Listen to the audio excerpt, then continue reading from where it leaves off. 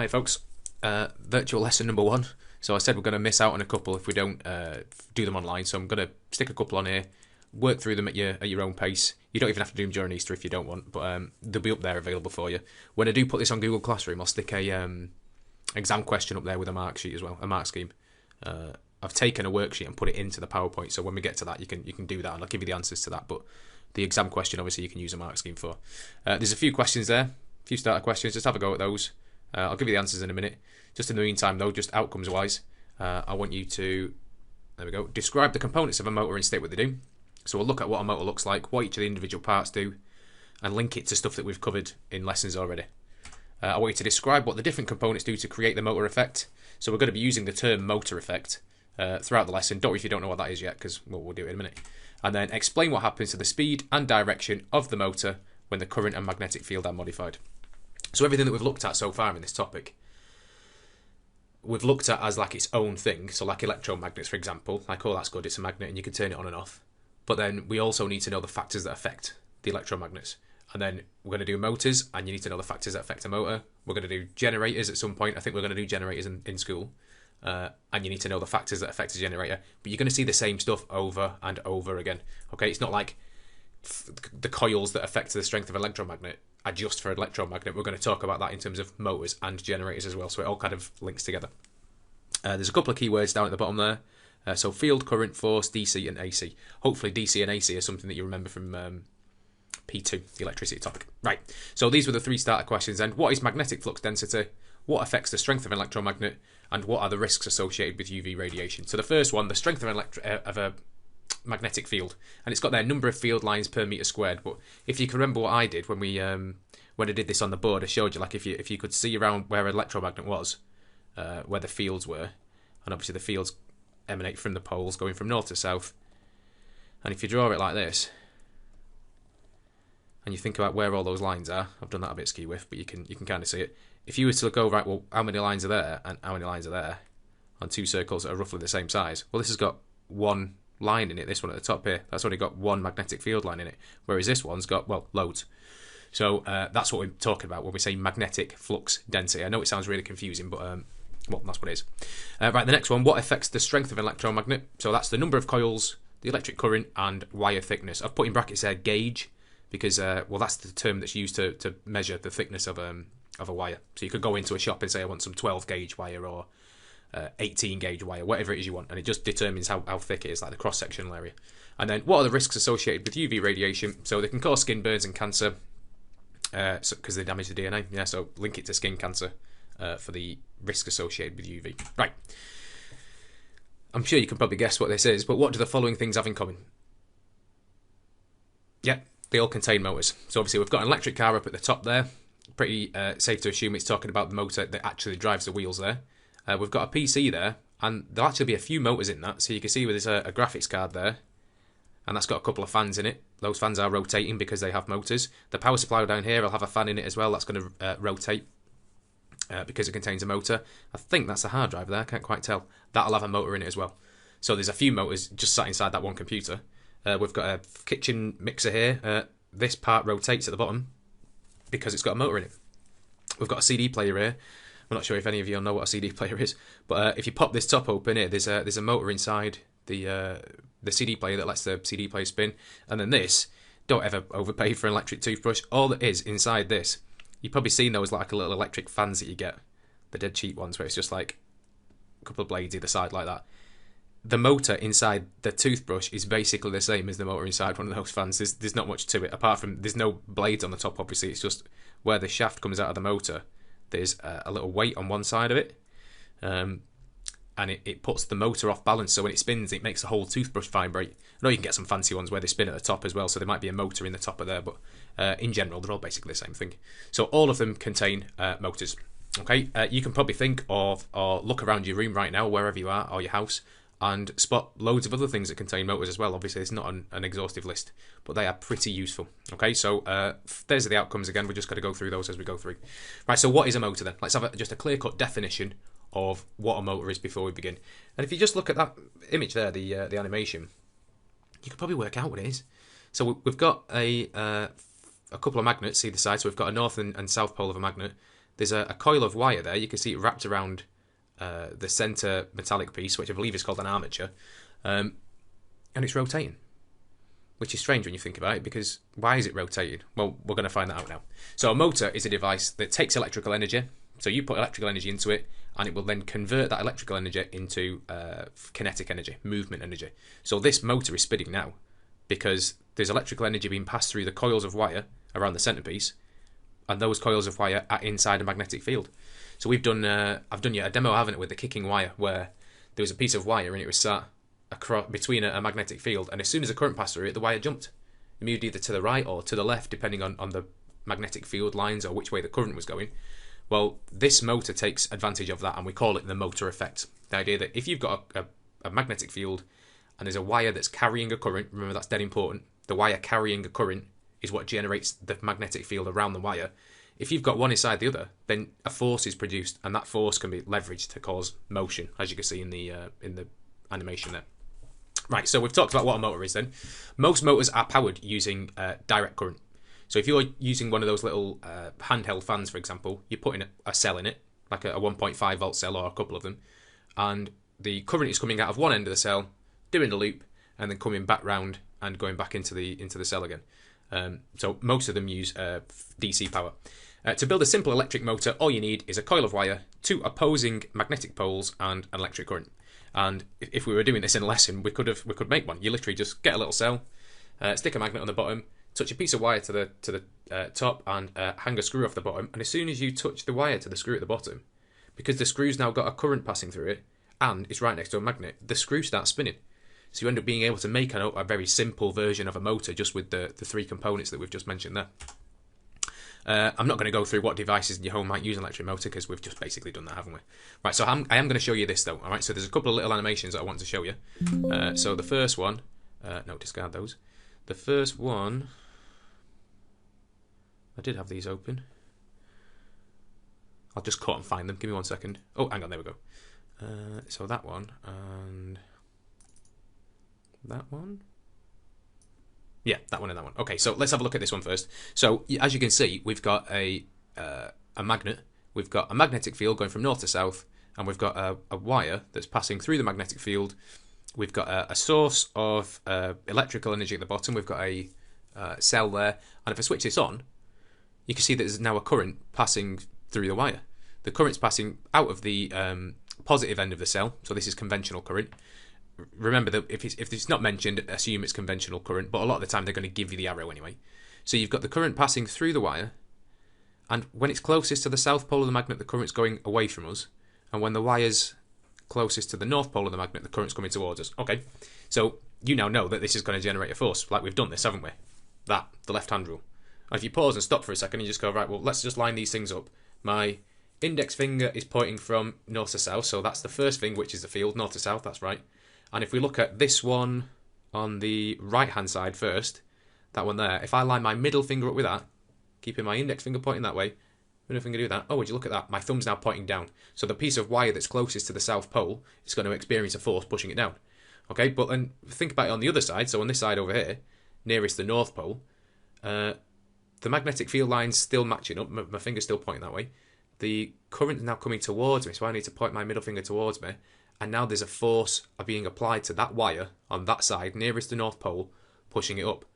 So it's being pushed up on that side and being pushed down on that side. This causes rotation. Okay, now, hopefully you might spot a problem before you even click this. But if you look at this now, you can see the forces there. That's what the arrows are representing. And there's rotation. Fantastic. Great motor, that. Apart from now we've got a bit of a problem. When the coil's rotated through 90 degrees, the opposing forces cancel each other out, and the coil stops rotating. So this motor, this dead simple motor here, where it's just like a wire, a magnet, and a cell, it'll only rotate a small proportion, and then, well, that's it. It's game over. Because if the current continues going in the same direction, when it flips over, it's going to experience the opposite force. So it cancels it out. It won't continue rotating in the same direction, which obviously causes a bit of an issue. So there's something we can do, though, to counteract that, and I'm going to show you on this one. So this is a very similar setup to what you've just seen. Still got a coil of wire in the centre. Still got a magnet with a magnetic field, and we've still got a cell at the bottom. The only difference is this. So where the cell is connected to the wire, there's a new piece of equipment, okay? This has got a special name, and I'm going to tell you what that is in a second. But if I just turn this on, I'm going to turn off everything at first, all the little animations. That seems to just be continuously rotating. That seems good, doesn't it? This means your car, your electric car, will be able to continue in the same direction. The motor will continue rotating, continue making the wheels rotate in the direction you want to go in. Perfect. So how is this being achieved? You can see the end-on view there. I'll show you down here. So this is the end-on view. And you can see what's happening. It's connected to the cell. And as the coil of wire rotates, the current's being changed. What do I mean by the current's being changed? Well, let's just turn current direction on and just watch this for a second. So as the current's passing out from this side of the cell, and it's entering this side, so the coil of wire that is nearest the south pole of the magnet, the current is always pointing into the screen. So it's rotated, now this coil of wire is rotating into the screen, this one's coming back and it's changing direction. So if you look at the piece of wire on the other side, it's always coming towards us, out of the screen. And that's because this is being able to maintain current direction inside that magnetic field. Okay, let's look at what the forces do. I'm going to turn the forces on now. So every time the coil of wire is on this side of the magnetic field, every time it's there, the force pushes it up. So this coming round, this coming round, this coming round, and now it's being pushed up. And as it goes round, it gets to the side, and now it's being pushed down. This allows it to continue rotating in the direction that you want. I'll turn the magnetic field on, but there's not much to see. Obviously, that's a permanent magnet, so the magnetic field is always going from north to south. Great. So what's this piece of equipment called? Right now, it's got a weird name, but just it kind of makes sense. It's called a split ring commutator. You can probably see why. This would be a perfect ring, apart from the fact that there's a split there and there's a split there. So it's a split ring and a commutator where two things are coming together. And you can see these, they're called brushes. You get them in all sorts of motors, brushes. It allows contact in a circuit to be made when part of the circuit needs to rotate. So you get them in things like starter motors and yeah, just general motors as well, like you can see in a DC motor. But if I just turn this on fast, you can see, obviously you keep speeding the car up and nothing changes. The principle is the same. The motor keeps rotating because the split ring commutator allows the current to be consistent on each side of that magnetic field. So the force is then consistent, so then we can keep that rotation direction consistent as well. So yeah, pretty useful. Right, let's just drop back to this then. Oops. Okay, we've done that. Right, so unless the direction of the current is reversed every half turn, the coil will stop rotating. Remember, those forces, we've got one pushing down, one pushing up, and it rotates, but when it gets to the other side, well, now because of the direction of the current, those forces, those forces are then going to change direction. And when they change direction, the motor would stop, so that it just cancels out, the whole thing cancels out. So this happens when the current carrying coil and the lines of force from the permanent magnets are parallel. So a device called a commutator is used to break the circuit for a moment and change the direction of the current, and this ensures that the coil turns continuously. Now there's a video link there. I'm not going to click on it, because obviously it'll open up my YouTube channel, but you can either type that in, or if you just go into Google and just search for free science lessons and motors or the motor effect, I think that'll get it up, or just type that link in, it's up to you. But it's a 4 or 5 minute video, and obviously it helps having it explained by someone else, although the content is obviously the same. Right, so I want you to pause the video at this point.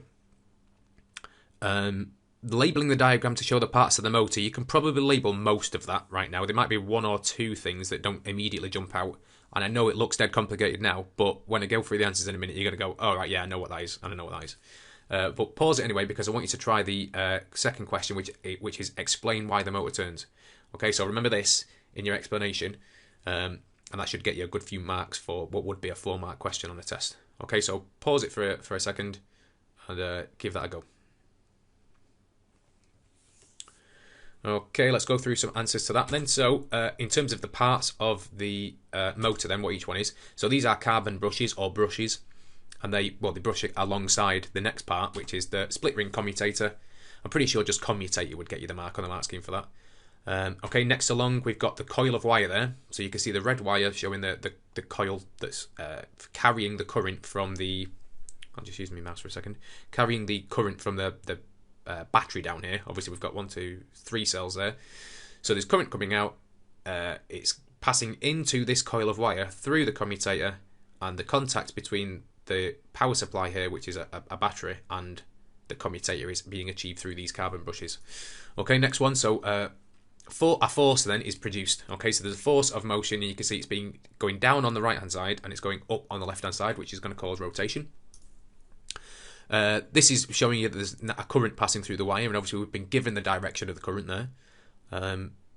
Yep. Okay, so there's a magnetic field as well. That's what this green arrow represents. So going from north to south, always north to south. And then because of all of this, you add it all up and you get rotation. So that's a motor. That's it. I will say, these carbon brushes do kind of wear down. Obviously, there's friction being produced, there's constant contact, and they've got a hard life. Like, not only have they got the friction from the contact between it, they could get hot because of the current that's passing through them as well. So any kind of rotation, like tools, drills, for example, they've got brushes, and like Dremel, like rotary tools, they do wear down, and occasionally you'll need to remove the brushes and replace them, if they're replaceable, guys. Some of them you can't replace them anymore. Okay, so that's that labelled. In terms of the 4 marks then, how are you getting 4 marks on that question? So the first thing you wanted to say was the current creates a magnetic field around the wire. Important to state that, because if you're just saying that putting a wire inside a magnetic field creates motion, you're wrong. I could hold a magnet next to a wire all day. If there's no current passing through it, the wire's going to do nothing. The second mark comes from saying this interacts with the permanent magnets to create a force on the wire. So we know a force is created. We've seen it. The wire, even in a lab demo, the wire jumped, didn't it? The left side of the coil is pushed up and the right hand side is pushed down. The side's not really relevant there. As long as you said that one side of the coil is pushed up and the other side is pushed down, I don't think they'd have minded that on a mark scheme. And then obviously that causes rotation in of the coil. Okay. Now, it's not just a coil of wire that we're trying to rotate, realistically. We're trying to rotate something like a propeller or whatever it is, like a shaft that would go into a propeller, or a shaft that would go into a toothbrush, or a CD player, whatever it might be. So we wrap those wires around the shaft, the axle, the propeller, whatever it is that we want to rotate. We'd wrap those wires around it. So when the wires experience a force, they take the thing they're wrapped around with them. Okay, so if you wanted to rewind the video and go back to the animation, I think, was it slide 2? It was right at the start, and you could see the coils of wire were wrapped around a larger piece of metal. And then if you've got that large piece of metal with a shaft coming out of it, that shaft is then rotating as well. Then you could stick a wheel on there and, hey presto, you've just made an electric car. Right, so I want you to pause this and I want you to have a look at these 2 questions. And you might go, oh, he's not told us this. I didn't need to tell you these. These are the same factors that are affecting everything else we've talked about in electromagnetism so far. So just pause and think about it. What might affect these things? So give 2 ways to reverse the direction of rotation. Okay. And then give 4 ways to increase the speed. So pause it, try those. I'll give you the answers in a sec. Okay, answers wise. So for how to reverse the direction, you could reverse the magnetic field, or you could reverse the current. And then for 4 ways to increase the speed, you could increase the current. You could change the magnetic field strength. It would be increasing the magnetic field strength, wouldn't it? Remember, that's magnetic flux density as well. That's related to that. You could increase the length of the coil, or have more turns of coil. You could also have a thicker wire on there as well, a thicker gauge of wire. Remember, thicker gauge of wire means less resistance for the electrons that are passing through the wire, so the current flow is increased because there's less resistance, and a higher current obviously increases the speed. So you're kind of changing the thickness of the wire to increase the current in an indirect way is what you're doing. But the effect would be, you'd be measurable. Okay, so this is the worksheet that I would have chucked at you if you were in a lesson. So pause that, spend, well, there's 5 questions, so spend 5 minutes on it. I'll come back in a second and I'll give you some answers. Okay, right, so what do we need to mention here then? So the first thing that we'll do is we're going to label these. It said label the parts of the motor. Okay, so here we've got magnetic poles, haven't we? So magnetic, oops, pen just not working. Magnetic poles. Okay, what have we got here? Well, it's pointing at the wire, so I think that's just asking me to label that as a coil of wire. Right, so here we've got a battery. You could call it battery, you could call it power supply. Either would work. I think I'm just going to put battery, just because it's going to be easier to fit it in the box. Right, what's this thing then that it's pointing at? Is it pointing at the brushes? Is it pointing at the ring? It looks like it's pointing at the ring, doesn't it? Okay, so it's a commutator or a split ring commutator. And that's it. Okay, so first one, done. Use the left-hand rule to say which way the motor will rotate. Okay, so look at the motor. Try to listen to me, but just look at the diagram. Line your index finger up, going from north to south. Okay, I've done that. So my finger's going from north to south. Now I want you to think about which way the current is coming out. It's coming out of the battery. It's going in this direction. That way, it's going through the brush, hitting the split ring commutator. It's going this way, so the current is passing that direction there on the wire. So field lines matched up. Index finger's going from north to south. First finger field, remember. So now I need to point my middle finger the way the current's going, which is into the screen like that. And would you look at that? My thumb is pointing down. So this coil of wire here, the arrow would be pointing down in terms of the force that's being produced. Keep your hand like this just for a second. Looking in on this side, the current's passing around. So in this direction, the current's going like that. So I want to keep my index finger the same, but I want to now point my second finger. Remember, second's got a C in it. And we're going to use C for current. So the current's coming out of the screen. So keep that finger there, and then rotate my middle finger coming out of the screen. And when you look at that, my thumb's now pointing up. Okay, so that side would go up. In terms of which way the motor's going to rotate, look at it from this commutator end here. Imagine you're looking at it from that direction. I'm looking at that. It's going down that side. It's going up the side. That's anti-clockwise. Okay, so which way is it going to go? It's going to rotate anti-clockwise. State what would happen to the motor if the current moves in the opposite direction. Well, if the current reverses, the forces on the coil of wire reverse as well. So the motor reverses, the motor changes direction. So the motor changes direction. Okay, so we've done that one, and we've done that one. State what would happen if the poles of the magnets were reversed. Now, you can use the left-hand rule for this. You don't need to physically know it. You just need to know what the left-hand rule is. So I'm just going to do that again. And the current was that way, right? So the left-hand wire, the wire closest to the North Pole, was pointing that way. What happens if the magnetic poles were reversed? It said, didn't it?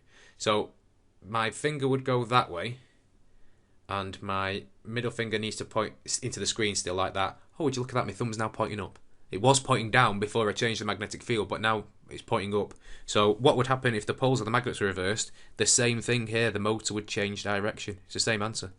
Motor changes direction. It's going to be easier to change current direction than magnet direction, though, if you've got a motor. The magnets are sealed in. Like this, you don't take them out and rotate them to make it. That'd be a nightmare, wouldn't it? Like you're trying to park your electric car.